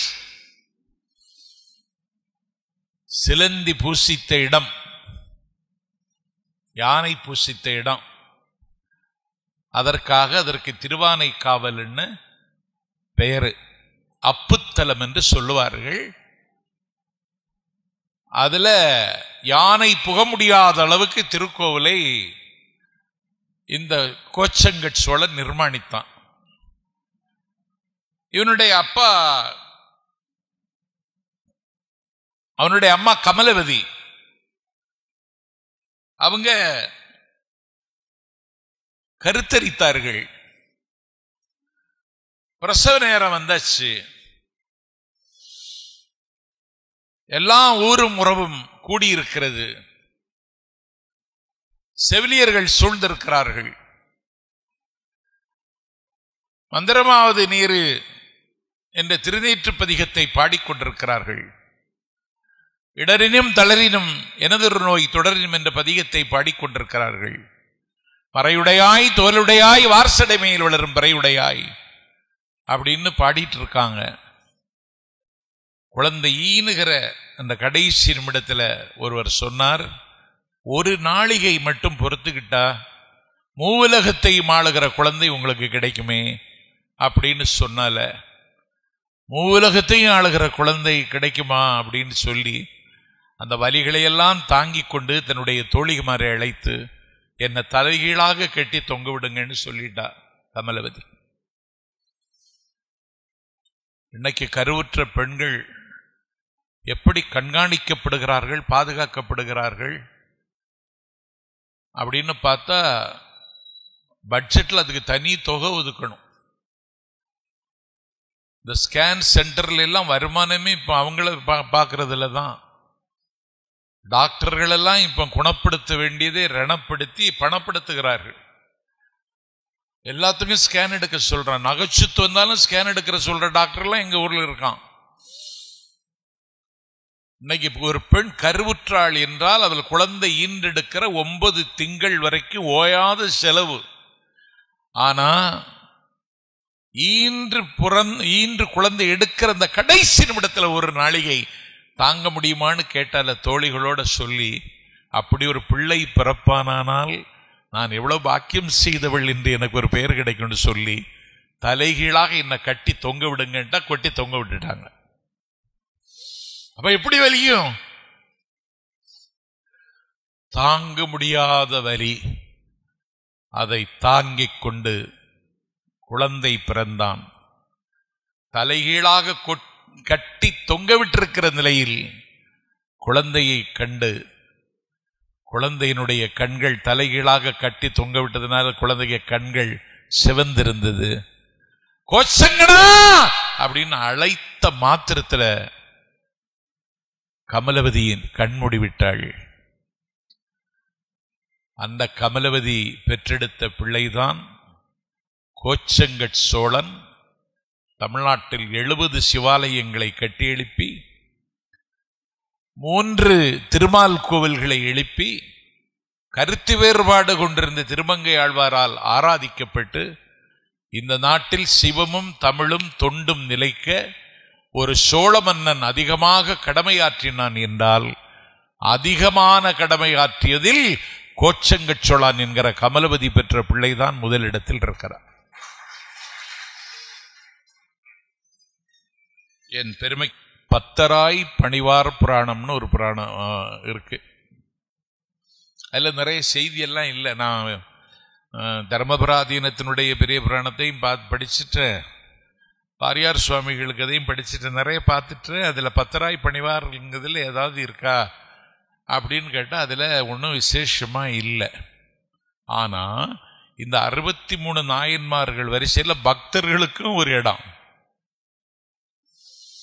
திருத்தொண்டர் மாக்குதை என்கிற தகுதியே இந்த நூலுக்கு வருகிறது என்றால் பத்தராய் பணிவாரையும் நாயனார் ஆக்கி அழகு பார்த்ததனால்தான் அந்த தகுதி சேக்கிழாரின் திருத்தொண்டர் மாக்கதைக்கு வந்து சேர்ந்தது. பல பேர் தொண்டனை நினைக்க மாட்டாங்க. எமர்ஜென்சி காலம், அரசியலுக்காக சொல்லல, ஊமைக்காக சொல்றேன், என் பேச்சு மெருகத்தை சொல்றேன். எமர்ஜென்சி காலம், நெருக்கடி காலம், பெரிய அடக்குமுறையை திமுக அனுபவிக்கிறது. யார் எங்கே இருக்கான்னு தெரியாது. எத்தனை பேர் சிறையில் இருக்கிறார்கள் என்கிற விவரமும் தெரியாது. அப்படி ஒரு கொடுமை அப்படி நடந்துச்சு. அண்ணாவினுடைய நினைவு நாள் பிப்ரவரி 3ஆம் தேதி முரசொலியில கலைஞர் அண்ணாவின் சிலைக்கு ஆராதனை செய்ய வர முடியாதவர்கள் அப்படின்னு ஒரு பட்டியலை போடுறார். இவர்களெல்லாம் மிசா சட்டத்தில் கைது செய்யப்பட்டு சிறையில் இருப்பவர்கள் சொன்னா கலைஞரையும் கைது செய்து சிறையில் கொண்டு வச்சிருவாங்க. அதனால அவர் என்ன செய்துட்டாரு, அண்ணாவின் நினைவு நாளில் அண்ணாவின் சிலைக்கு வர முடியாதவர்கள் அப்படின்னு ஒரு பட்டியலை போட்டா கீழே இருக்கிற மாதிரி தெரிஞ்சுக்கிட்டாங்க, இவங்க எல்லாம் ஜெயிலில் இருக்காங்க அப்படின்னு சொல்லி தெரிஞ்சுக்கிட்டான்னு சொன்னா, யார் தொண்டர்களோ அந்த தொண்டர்களை எப்போது வெளிக்காட்ட வேண்டுமோ அப்பொழுது அடையாளப்படுத்தக்கூடிய அரும்பணியை அன்னைக்கு கலைஞர் செய்தார் என்றால் அதற்கு முன்னாலேயே எங்களர் சேக்கிழார் பெருமான் திருத்தொண்டமாக்கதையில் செய்தார். நின்றாலும் சிவன் தான், இருந்தாலும் சிவன் நாமந்தான், நடந்தாலும் சிவன் நாமந்தான், மென்றாலும் சிவன் நாமந்தான், துயின்றாலும் சிவன் நாமந்தான், விழித்தாலும் சிவன் நாமந்தான், இமைத்தாலும் சிவன் நாமந்தான், மன்றாடும் மலர்பாதம் ஒரு காலம் மறவாத குன்றாத உணர்வுடையார் தொண்டராம் குணமிக்கார் என்று பத்தராய் பணிவார் அடியனில் சேக்கிழார் பதிவு செய்கிறார். ஒரு ஆழ்வார் சொல்றான், நின்றும் இருந்தும் கிடந்தும் நினைப்பது உன்னை, என்றும் வணங்குவது உன்னுடைய மலர்த்தாள் என்று சொன்னது மாதிரி விழித்தாலும் கண் விழிக்கிற பொழுது சிவாய நம அப்படின்னு சொல்றது, இமைக்கிற பொழுது சிவாய நமன்னு சொல்றது. அப்பர் ஒருபடி மேல போய் சொன்னார், வழிக்கு வீழினும் நின் திருப்பெயரல்லால் மற்ற நான் அறியேன் மர்மாற்றம் அப்படின்னு அப்பர் பெருமானார் சொன்னார். அப்படி அங்கிங்கநாத எங்கும் அங்கிங்கநாதபடி எங்கும் பாலில் படு நெய்யாய் விறகில் தீயாய் நாடு முழுக்க கிடக்கின்ற சிவ பக்தர்களுக்கு என்று சொல்லி அவர்களுக்கு ஒரு நாயனார் அந்தஸ்து. நாயனார் அந்தஸ்துன்னா என்ன, அது ஒரு PhD மாதிரி அந்தஸ்த அடியார்கள் ஆளால சுந்தரருக்கு தந்த அங்கீகாரத்தை அடிப்படையாக இருக்கக்கூடிய தொண்டனுக்கும் சேக்கிழார் தந்தார். திருத்தொண்ட தொகை தந்தது தம்பிரான் தோழர் தந்தார் என்பதற்கு ஒரு உதாரணம். அடுத்தது, அடல் சூழ்ந்த வேல் நம்பி கோட்புலிக்கும் அடியன். சோழ நாட்டில் நாட்டியத்தான்குடியில வேளாளர் மரபுல பிறந்தவர். சோழ மாமன்னனுக்கு சேனாதிபதியாக இருந்தவர். எந்த நாடை எப்போது வெல்ல வேண்டும் என்று வீரம் வகுப்பது மன்னனுக்கு தெரியாது, இந்த சேனாதிபதிக்கு தெரியும். எப்போது போர் தொடுக்க வேண்டும் என்பது அவனுக்கு தெரியும். ஹிட்லர் பெரிய ராட்சசன், 40 லட்சம் யூதர்களை விஷபாயி கொடுத்து கொன்றான். I am the mighty state, நானே அரசு, நானே எல்லாம். All the judges are my advocates. எல்லா நீதிபதிகளும் என்னுடைய வழக்கறிஞர்கள், எல்லா நீதிபதிகளும் என் வழக்கறிஞர்கள்னு மாறுதட்டினா ஹிட்லர். அவனுக்கு எப்படி முடிவு வந்தது? அவன் எப்படி முடிந்து போனான்? இதுலதான் பெரிய ரகசியம் இருக்கு, போர் ரகசியம் இருக்கு. இதை ஒரு மன்னனோ ஒரு நாட்டு தலைவனோ முடியாது. ஹிட்லரின் வீழ்ச்சி ரஷ்யாவின் கடுங்குளிரில் இருந்தது. ரஷ்யாவில் பயங்கரமான கடுங்குளிர். ஹிட்லருக்கு படை அதுல போய் மாட்டிடுச்சு. அப்போது ஹிட்லருடைய எதிரிகள் பார்த்தார்கள், கடுங்குளிர்ல மாட்டிட்டான், ஹிட்லருடைய படையை சாய்க்க வேண்டிய நேரம் இந்த சீதோஷ்ண நேரம் தான் சொல்லி அடிச்சு துவச்சிட்டான். அது மாதிரி கோட்புலி நாயனார் சோழ நாட்டு மன்னனுடைய சேனாதிபதியாக இருந்து பணியாற்றுகிறார். போருக்கு போகிறார். போருக்கு போகிற பொழுது ஊரையெல்லாம் கூட்டி உறவுகளை எல்லாம் கூட்டி சொல்றார், என்ன குறை வந்தாலும் இறைவனுக்கு வைக்கிற நைவேத்தியத்தில் ஒரு கடுகளவு குறை வரக்கூடாது. இந்த நெல் கூடுகளில் முழுவதும் நான் நெல்லை சேமிச்சு வச்சுட்டு போறேன்.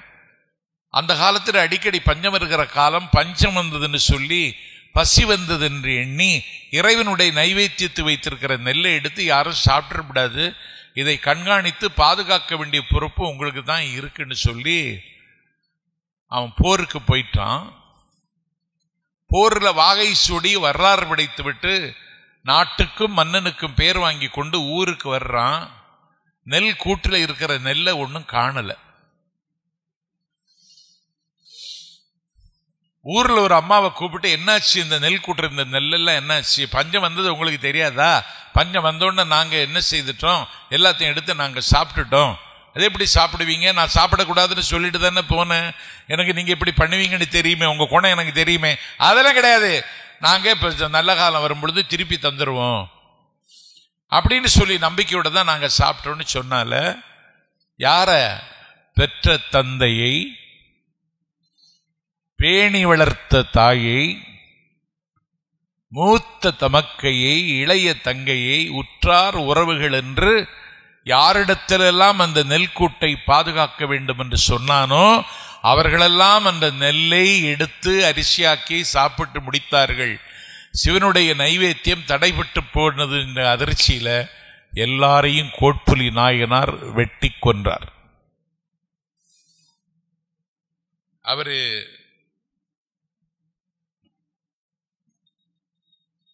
இப்படி செய்ததில் அவருக்கு ஒரு குற்ற மனப்பான்மையோ குறைந்து போய்விட்டோம் என்று அவர் கருதல. சிவனுடைய நைவேத்தியம் சிவனை திருப்திப்படுத்த வேண்டியது என்னுடைய பொறுப்பு. அதை நான் போருக்கு போனாலும் என் ஊர்க்காரர்களும் உறவுகளும் செய்வாங்கன்னு நினைச்சேன். அதை விட்டுட்டாங்கன்னு சொல்லிட்டு தன்னுடைய இரத்த சம்பந்தம் உள்ள உறவுகளை கூட சிவனுக்காக பலியிட்டார் என்றால் அவருடைய சிவபக்தியை மெச்சி உச்சி மீது வைத்து ஏற்றி எம்பெருமான் அவருக்கு சிவகதி கொடுத்தான். ஏற்கனவே அதில் பாதி சொல்லியிருக்கேன். மன்னவனாம் செருத்துணைதன் அடியார்க்கும் அடியேன். சோழநாடு, மருகநாடு, மருகநாடுன்னா தஞ்சாவூர், தஞ்சையில் இருந்தவர், பல பேருக்கு துணையாக இருப்பார். அவருடைய சிவனுக்கு அகத்தடிமை தொண்டு செய்தவர். அகத்தடிமை தொண்டு செய்தார்னா எனக்கே புரியல. பிறகு பார்த்தா அகத்தடிமை தொண்டு செய்வதுங்க சிவனுடைய திருமேனி தீண்டுதல் 1, திருமஞ்சனம் எடுத்தல் 2, அலங்கரித்தல் 3, நிவேதித்தல் 4, பூசித்தல் 5, கற்பக்கிரகத்தை சுத்தப்படுத்துதல் 6. இப்படிப்பட்ட காரியங்களை தொடர்ந்து செய்கின்ற புகழ்துணை நாயனார் சிவ ஆகமப்படி அர்ச்சித்து வருகிறார். அங்கேயும் பஞ்சம் வந்து விட்டது. சோழ நாட்டில் தான் அடிக்கடி பஞ்சம் வரும். சோழ நாட்டில் பஞ்சம் வந்த உடனே திருமஞ்சனம் செய்வதற்கு குடமும் தண்ணீருமாக லிங்கத்திருமேனி இருக்கிற இடத்துக்கு போயிட்டு இருக்கிறார். பசி, சாப்பிடல, களைப்பு, கவலை, அழுத்தம் எல்லாம் சேர்ந்து அந்த திருமஞ்சனம் இருக்கிற அந்த தண்ணியை தூக்கி எம்பெருமானுக்கு மேல சாத்திர நேரத்தில் மயங்கி கீழே விழுந்துட்டார். குடமும் தண்ணீரும் கீழே விழுந்து விட்டது. எம்பெருமான் கனவில் தோன்றி, இப்படி ஒரு கஷ்டத்தில் நீ மாட்டுவேன்னு தெரிஞ்சு எனக்கு ரொம்ப வேதனையா இருக்கு, நீ தினசரி இங்க வா, உனக்கு ஒரு படிக்காசு நான் இங்க வச்சிருப்பேன், வறுமை தீருகிற வரைக்கும், பஞ்சம் அகலுகிற வரைக்கும் பீடத்தில் ஒரு படிக்காசு வச்சிருப்பேன்னு சொல்லி எம்பெருமான் தினசரி ஒரு படிக்காசு அதில் வைப்பார். புள்ளிருக்கும் வேலூருங்கிற வைத்தீஸ்வரன் கோவில்ல ஒரு அடியாருக்கு படிக்காசு கொடுத்தார். திருவேலிமலையில அப்பருக்கும் சம்பந்தருக்கும் படிக்காசு கொடுத்தார். சென்னிமலை இருக்கிற முருகன் படிக்காசு கொடுத்தான். அப்படி படிக்காசு தினசரி வாங்கி கொண்டு இறைவனிடத்தில் படிக்காசு பெற்றவர் என்ற பெருமையோடு இறைவனுக்கான கடமையை இடையறாது செய்து வந்த காரணத்தினால் சிவகதி பெற்றார். முக்கியமான அடியார் இடங்களி நாயனார் இங்கதான் இருக்கார். 4 நாள் வந்த அன்னைக்கே போய் பார்த்துட்டேன். இந்த ஊருக்கு கோனாடுன்னு பேரு. கோனாட்டின் தலைநகரம் கொடும்பாளூர். சோனாடு, சோனாட்டின் ஒரு பகுதி கோனாடு, கோனாட்டின் இன்னொரு பகுதி கானாடு. கானாடு, கோனாடு, சோனாடு இந்த சோனாட்டின் தலைநகரம் கொடும்பாளூர். அந்த கொடும்பாளூரில் கோட்டை, அகழி, மதில், அரண்மனை எல்லாம் இருந்தது. அந்த கொடும்பாளூர் மன்னன் தான் இடங்களி நாயனார். இடங்களி நாயனார் என்கின்ற கொடும்பாளூர் மன்னன் சிவன் நினைவாகவே இருந்தான். சிவனை சேவிக்க வேண்டு எல்லாவற்றையும் அர்ப்பணம் செய்யக்கூடிய மனநிலையில் இருந்தான். ஒரு நாள் கொடும்பாளூர் பண்டாரத்தில் இருந்த நெல்லு களவு போயிடுச்சு. நெல்லையெல்லாம் சேமித்து வைக்கிற இடத்துக்கு பண்டாரம்னு பேரு. பண்டாரத்தில் இருந்த நெல்லு களவு போயிடுச்சு. கையும் களவுமாக பிடிச்சிட்டாங்க. பிடித்து கொண்டு வந்து கொடும்பாளூர் மன்னன் இடங்களி நாயனார்ட்ட கொண்டு போய் அவனை விட்டாங்க. என்ன குற்றம் செய்தார்னு கேட்டாலே, இப்படி நெல்லெல்லாம் எடுத்துக்க வந்துட்டான், கண்டுபிடிச்சிட்டோம், மன்னன் கொண்டு வந்துட்டோம்னு சொன்னான். ஆனால் பாண்டிய நெடுஞ்செழியன் விட்டு தள்ளுன்னு சொல்லியிருந்தா பிரச்சனை இல்லை. கொன்று அவரை கொணர்கன்னு சொன்னதுனால மதுரையே தீக்கிரை ஆயிடுச்சு. கொடும்பாளூர் மன்னன் இடங்களி நாயனாருக்கு இருந்த புத்தி பாண்டிய நெடுஞ்செழியனுக்கு இல்லாம போச்சு. இவர் என்ன செய்துட்டாரு? அப்படியா, நீ எதுக்கு நெல்லெடுத அப்படின்னு கேட்டால, நைவேத்தியத்துக்கு நெல் இல்ல,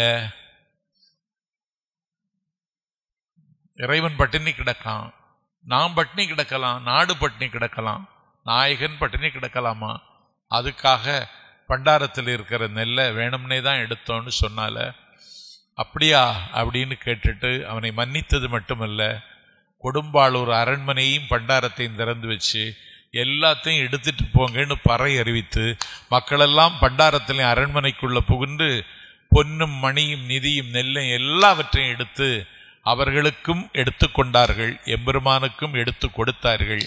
இப்படி ஒரு அதிசயத்தை அன்றைக்கு கோனாடு என்று சொல்லக்கூடிய கொடும்பாரில் கோட்டையும் அரண்மனையும் வைத்திருந்த மாமன்னன் இடங்களி நாயனார் செய்தார்.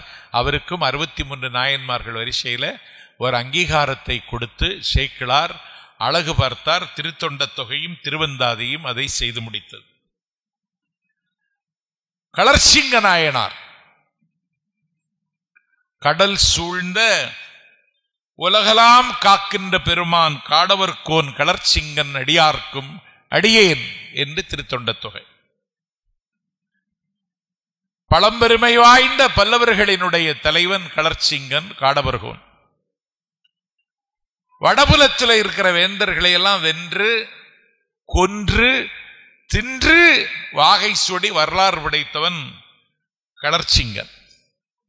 வடபுலத்தில் இருக்கக்கூடிய மன்னர்களை எல்லாம் வென்று பல்லவ சாம்ராஜ்யத்திற்கு ஈடில்லாத பெருமைகளை எல்லாம் ஆக்கி தந்தவன். ஒரு நாள் ஒவ்வொரு கோவிலா தரிசிச்சிட்டு புற்றிடங்கொண்ட ஈசன் இருக்கக்கூடிய திருவாரூருக்கு வர்றான். திருவாரூருக்கு வந்தால ஒரு பெண்மணி என்ன செய்து விட்டாள் என்றால், மண்டபத்துக்கு அருகில் இருக்கின்ற இறைவனுக்கு அர்ச்சிப்பதற்கு தகுதி உள்ள மலரை எடுத்து மூக்கினால் நுகர்ந்து விட்டாள். இது பெரிய சிவ அபராதம் என்று சொல்லி களர்சிங்க நாயனார் எம்பெருமானுக்கு உரிய மலரை எடுத்து முகர்ந்ததால் அதற்கான தகுதி இந்த மலர் இழந்து விட்டது, அந்த பாவத்தை நீ செய்து விட்டாய்ன்னு சொல்லி அவளுக்கு மூக்க அரிந்து எடுத்து விட்டார். மூக்க அரிஞ்சு அடிச்சா எவ்வளவு பெரிய தண்டனை! ராமாயண யுத்தமே அதுக்காகத்தான். 10,000 பாட்டில் இதை பேசிட்டு இருக்கான். ஆனா சத்தம் இல்லாம மூக்க அரிஞ்சு தள்ளிட்டார். இதற்கு எதிர்வினை ஆற்றணும், யாரும் எதிர்வினை ஆற்றல. குற்றம் செய்தால் குற்றத்திற்குரிய தண்டனையை அவர் செய்தார்னு சொல்லி விட்டுட்டாங்க. ஆகவே ஒருத்தல் என்பது தண்டிப்பது என்று பொருள் அல்ல. ஒருத்தல் என்பது இந்த பூமியும் இந்த புவனமும் நிம்மதியின் மடியில் இருக்க வேண்டும் என்றால் இது போன்ற காரியங்களை பிரிவென்ஷன், முன்னெச்சரிக்கையாக ஒரு அரசும் ஒரு நிர்வாகமும் செய்யுமானால் நாட்டிலே குற்றங்கள் இருக்காது, குறைகள் இருக்காது என்பதற்கு காடவர்கோன் இன்றைக்கு நமக்கு பாடம் கற்றுத்தருகிறான். முனேடுவார் நாயனார் அறை கொண்ட வேல் நம்பி முனையற்கடியேன். அவருக்கு சோழவள நாடு தான், திருநோடு தான். பகை வென்று உலகை காக்கிற வேலையை பார்த்தார். மலர்களில் இருக்கிற தேன் வயல்களில் நிறையும் என்கிற அளவிற்கு வளம். அவர் என்ன செய்தார்? போரில் கிடைக்கிற பொருள் மன்னர்களை வென்ற இடத்தில் என்ன கிடைக்குமோ அதையெல்லாம் கொண்டு வந்து அதை கோவில் திருப்பணிக்கென்று வாரி கொடுத்த காரணத்தினால அவரும் 63 அடியார்கள் வரிசையில் சேர்க்கப்பட்டார். இனி ஒரு அடியார், நான் மயிலாப்பூர் கபாலீஸ்வரர் கோவில் தரிசனத்துக்கு போகும் பொழுது வாயிலார் நாயனார்னு அவருக்கு ஒரு தனி சந்நிதி இருக்கு மயிலாப்பூர்ல. இந்த வாயிலார் நாயனாருக்கு என்ன சிறப்பு அப்படின்னு கேட்டா, இவர் 63 அடியார்கள்ல எப்படி இவர் இடம்பெற்றார், இவருக்கு எப்படி கபாலீஸ்வரன் கோவில் இவருக்கு தனி சந்நிதி கிடைச்சதுன்னு பார்த்தா, இவரும் பூசலார் நாயனார் மாதிரி மனத்தினால் இறைவனை வழிபட்டவர். அந்த வாயிலார் நாயனாருக்கும் கபாலீஸ்வரன் கோவில் ஒரு தனி சந்நிதி இருக்கிறது. இத்தனை அடியார்களை நாம் இன்றைக்கு பார்த்திருக்கிறோம். 13ஆம் தேதி இன்னி திருஞான சம்பந்தரை பேசணும், திருநாவுக்கரசரை பேசணும், ஆலால சுந்தரரை பேசணும். மிச்சம் இருக்கிற அடியார்கள் எத்தனை பேருன்னு பார்த்து தேடி எல்லாம் 13ஆம் தேதி இந்த பெரிய புராண வேள்வியை முடிப்பதற்கு முன்னால் விரைந்து பல அடியார்களை உங்களுக்கு சொல்ல வேண்டிய நிலைமைக்கு ஆட்பட்டு நீங்களும் அமைதியாக கேட்டு எனக்கு ஒத்துழைப்பு தந்ததற்கு உங்களுக்கெல்லாம் என்னுடைய நன்றியை நான் காணிக்கையாக்கி, இன்று வந்தவர்கள் நாளையும் வர வேண்டும் என்று ஆடவல்லானை பிரார்த்தித்து, இந்த அளப்பெருக்கு அந்த இந்த இந்த இந்த மிக பிறலரும் பேற்றை எனக்கு தந்த சங்கரனுக்கு நன்றி சொல்லி, பெரிய புராண வேள்வி எங்கே வெற்றி பெறுகிறதோ இல்லையோ விராலிமலையில் வெற்றி பெறும் என்று நிரூபித்து தந்திருக்கின்ற உங்களுக்கு நிச்சயமாக வரலாற்றில் இடம் உண்டு. நாளைக்கு நானே ஒரு நூல் எழுதினால் உங்களையும் அடியார்களாக சேர்த்து அங்கீகரிப்பேன் என்ற உத்தரவாதத்தை தந்து விடைபெறுகிறேன். நன்றி, வணக்கம்.